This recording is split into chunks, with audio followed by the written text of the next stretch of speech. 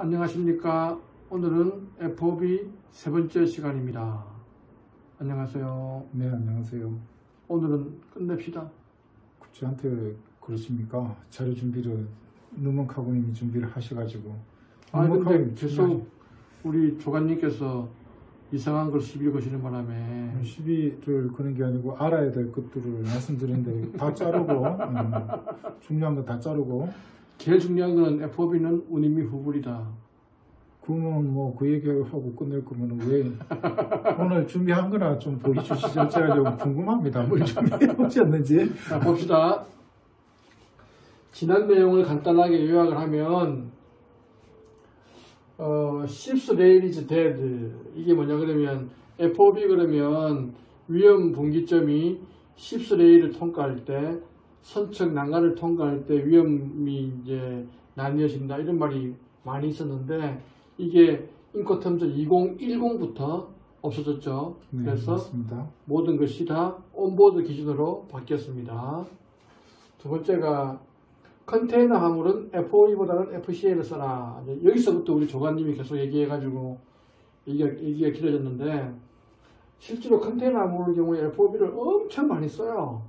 엄청 많이 써요. 저도 그렇게 알고 있습니다. 그런데 이제 FOB의 경우에는 컨테이너 화물이 선사의 시와에 도착을 한 다음에 수출자가 할 일이 없어요. 그렇죠. 그런데 실제로 위험은 딜리버리는 온보드 다음에 넘어가는 거기 때문에 되니까. 그래서 화물을 시와에 도착시킨 것과 온보드와의 그 시간차 그게 문제가 된다는 거죠. 그렇죠. 그래서 컨테이너 화물은 FOB보다는 FCA를 써라. 이게 있었고 또 하나는 뭐냐면 신용장 거래에 쓰지 마라. 이게 말도 안 되는 얘기죠.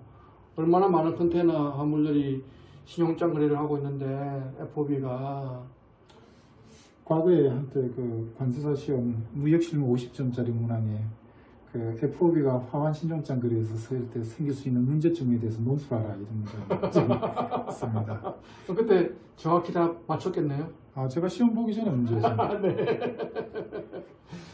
그래서 이유가 뭐냐 그러면 이 선박을 매수인이 노미를 거는데 매도인 그러니까 수출자가 선적 서류를 받아야만 신용장 내고를 할 수 있는데 이제 이론상으로 그 셀러가 비해를 받을 수가 있느냐 이런 문제가 있다는 거죠. 운송계약 당사자가 아니다라는 거죠. 그러니까 나는 이제 그 다음에 FOB는 본질은 현물을 인도하는 거예요. 서류를 인도하는 것이 아니고. 그래서 현물만 주면 인도 의무가 끝나는데 신용장 거래는 기본적으로 서류를 제공해야 되니까 그래서 안 맞는 거죠. 옛날에 우리가 신입사원 시절에 그런 얘기 했었는데 화물을 바이어한테 넘기는 순간이 언제냐? 배에 실을 때냐? 비해를 넘길 때냐? 우리는 당연히 비해를 넘겨야 화물 주인이 바뀌는 거지 했는데 방금 조간 얘기로는 FOB의 본질은 현물을 넘기면 비해는 내가 지고 있어도 비해는 원래 질 수 없는 거죠. 원래 이론적으로는. FOB에서는 네, 그렇죠. FOB는 그냥 내 배에 실어라 그거잖아요. 과거에 이렇게 현실과 안 맞는 말을 계속 하니까 시간이 길어지는 거 아닙니까? 정확한 얘기를 촉구를 주고 있는 거지 않습니까? 이렇게 둘이 싸우다가 못 끝내고 오늘 세 번째 시간이 온 겁니다. 일단은 그래서 누먼카고님하고 저 의견이 안 맞으면 제 의견 따라오시면 안전합니다. 내 의견을 따라와야 실무에 맞는 거야 이 사람아. 법적으로 문제 생기지 말아라 그러고 제가 이론이 뭐가 중요해? 실무가 중요하지. 편안하게 하는 것보다 나중에 나중에 생길 수 있는 리스크를 예방하는. 또 오늘 못 끝내겠다. 넘어갑시다. 그러면 인코텀즈 2020에 있는 내용을 한번 봅시다. 오늘은 뭐를 준비해 오셨어요? 물류에 필요한 내용만 골라서 왔습니다. 제대로 준비를 해오신 거예요? 정확히 했지요. 한번 그럼 기대를 봅시다. 첫 번째 델리버리 이렇게 영어로 했더라고. The seller must deliver the goods either니까 둘 중에 하나죠. 뒤에도 or가 나오겠죠. By placing them on board the vessel nominated by the buyer. 바이어가 노미네이션한 배에 온보드 함으로써 딜리버리를 한다. 이 내용이요. 하거나 at the loading point, 선적 지점, if any indicated by the buyer at the named port of shipment. 그러니까 지정된 선적항에서 바이어가 지정을 했다면 그 선적 지점에서, 그러니까 선적항 중에서도 또 어떤 특정 지점을 바이어가 지정했으면 그 지점에서 본선에다 물건을 두라. 만약에 지정을 안 했더라면 셀러가 지가 편한 데서 그냥 온보드하면 된다. 네, 그렇습니다. 그렇죠. 인도의 장소랑 관련해 가지고 거의 뭐 11가지 규칙에서 공통된 게 장소 내의 지점이라는 게 명확하지 않으면 매도인이 선택할 권한이 있는 것이 보통이다. 이렇게 정리를 하시면 될 것 같아요. 그 다음에 OR가 있으니까 OR 다음에 보면은 by procuring the goods so delivered. 딱 단어가 하나, 둘, 셋, 넷, 5단 있는데 굉장히 어렵습니다. procuring the goods so delivered. 그렇게 delivered 된 화물을 procuring 함으로써 인도할 수가 있다. 도대체 무슨 말입니까? 내가 이 말 안 했는데 그동안에 내가 인코텀즈 공부하면서 계속 이 말이 있더라고. 저게 자료가 워낙 좋아가지고 깜깜하지 않을 텐데 자료에 다 나와 있을 텐데 그 자료를 봐도 모르겠더라고 무슨 말인지. 다 적어놨어요. 자, 한번 봅시다. 인도 must deliver 인도하는 방법은 by ing로 연결이 되어 있네요. 그래서 영어 선생님이야? by placing, by procuring 이렇게 되네요. 그래서 이제 물건을 갖다가 본선상에 두어서 인도하는 방법과 procure하는 그런 방법이 있는데 저 procure라는 단어를 갖다가 쓴 거에 대해서도 별로 마음에 안 들어요. 프로큐어가 구매하다잖아. 구매하다 뭔가 획득하다 뭐 이런 느낌. 그러니까 보통 구매 부서할 때 프로큐어먼트라고 하잖아. 예, 그렇죠. 그런 느낌인데 여기서 정확하게 뜻하는 바는 그렇게 인도된 물품을 사서 제공하라라는 거예요. 사다 제공하라라는 거예요. 소유권을 갖다 이전받아서 그 다음 후순위 요거는 기본적으로 어떻게 생각해야 되냐면 그 물건이 해상화물 같은 경우 운반되는 시간이 굉장히 길어요. 굉장히 길다 보니까 중간에 어떤 일이 있었냐면 물건의 주인이 자꾸 바뀐 거예요. 그럴 수 있지. 비해를 네. 사고 팔 수 있으니까. 그래서 그걸 운송 중 매매라고 하는데 요거는 뒤에 나와 있는 거는 어떨 때냐면 바이어가 물건을 샀는데 얘가 지금 그 돈이 급해갖고 제3자한테 다시 파는 거야. 제3자한테 다시 파는데 FOB를 유지하고 싶은 거죠. 그렇게 되면 다시 팔 때는 자기가 본선에 둘 수가 없어요. 이미 본선에 두어가지고 인도가 됐죠. 그게 프로큐어링이야? 그렇죠. 이미 본선에 두어서 인도된 물품을 산 매수인이 다시 물건을 갖다 팔 때 이미 본선에 두어서 인도된 물품을 갖다가 사서 제공하면 된다. 그럼 이거는 이번에 인코텀즈 2020에 처음 나왔습니까? 이건 2010부터 이렇게 명시적으로 이렇게 나와 있었어요.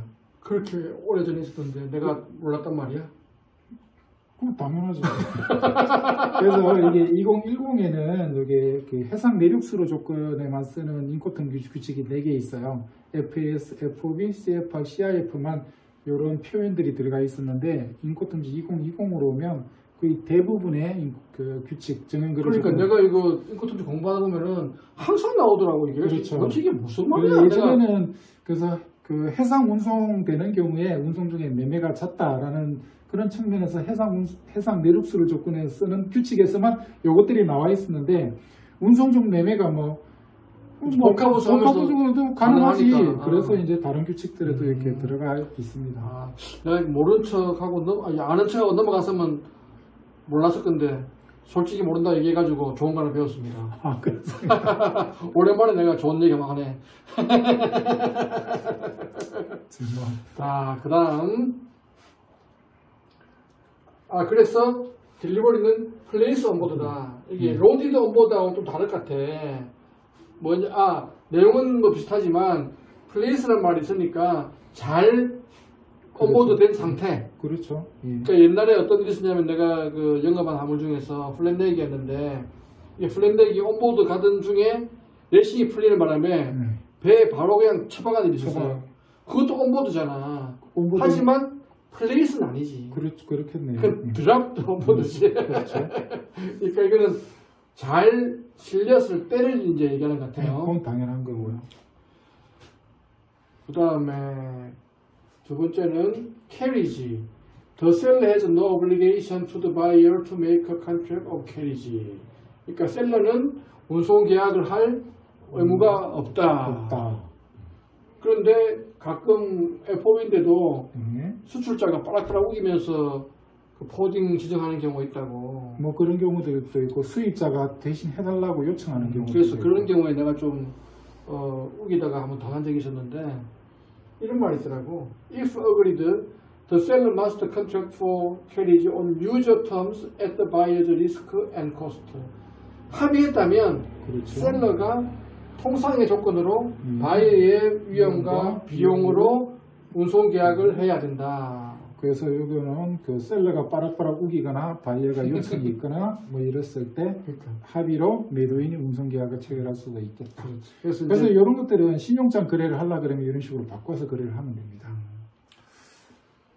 그래서 하여튼 내가 이거 몰라가지고 한번 우기다가 한번 큰 코 다칠 뻔했더니 저한테도 우기지 마세요. 그러니까.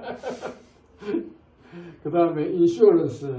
The seller has no obligation, blah blah blah blah, but the seller must provide the buyer with information, blah blah blah blah, for obtaining insurance. 뭐냐면 셀러는 보험들 의무가 없고 셀러가 보험을 줄 수, 바이어가 보험을 줄 수 있게 인포메이션을 제공해야 된다. 인포메이션 제공해야 된다. 근데 이게 좀 이상한 것 같아.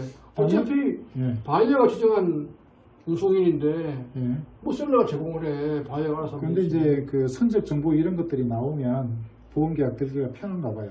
그래서 이런 것들이 들어가 있는 거예요. 아니 그게 아니라 그 운송인이 바이어가 계약을 했잖아. 그럼 그 운송인이 즉각 바이어한테 그렇게 돼서 이제 바이어가 충분한 정보가 있다 그러면 요청을 안 하겠지만 여기서는 바이어가 요청했을 때를 대비해서 요청하면 정보를 주라 이런 얘기입니다. 알겠습니다.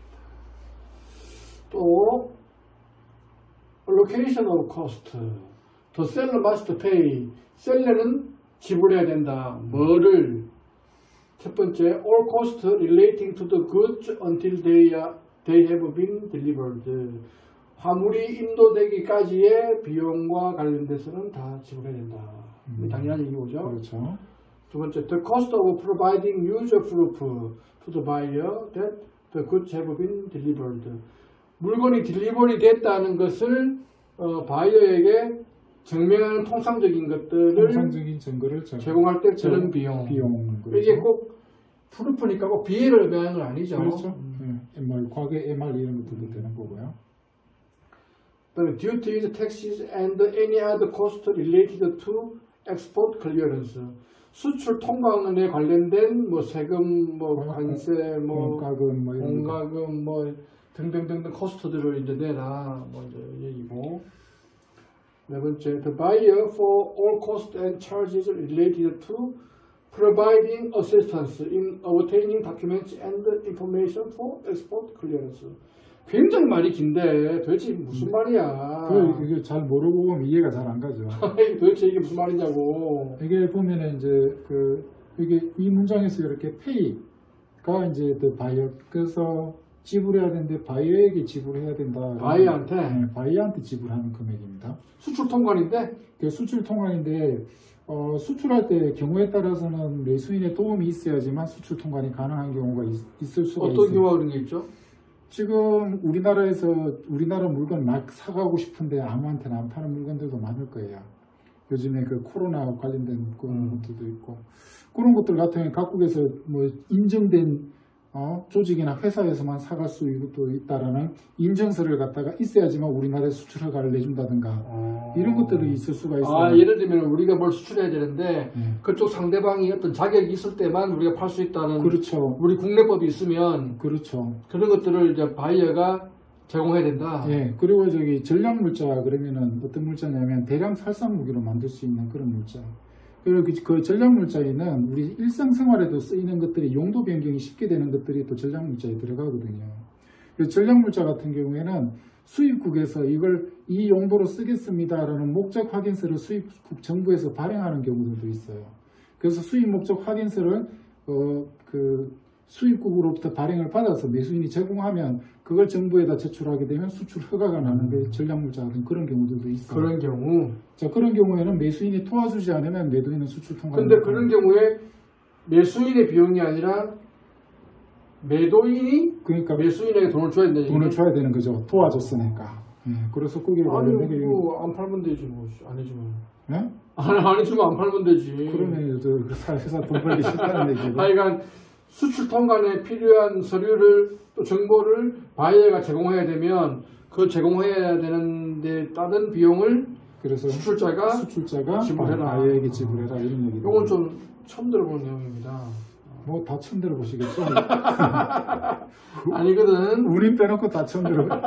사실 또 운임 때문에 다 필요 없어. 그리고 저기 공부하시는 자료에 내용 다 있어요. 자, 아이고 끝났습니다. 아, 이제 길고 끝나고 긴 FOB 드디어 끝났습니다. 여기서 빼먹은 FOB를 제가 준비를 해.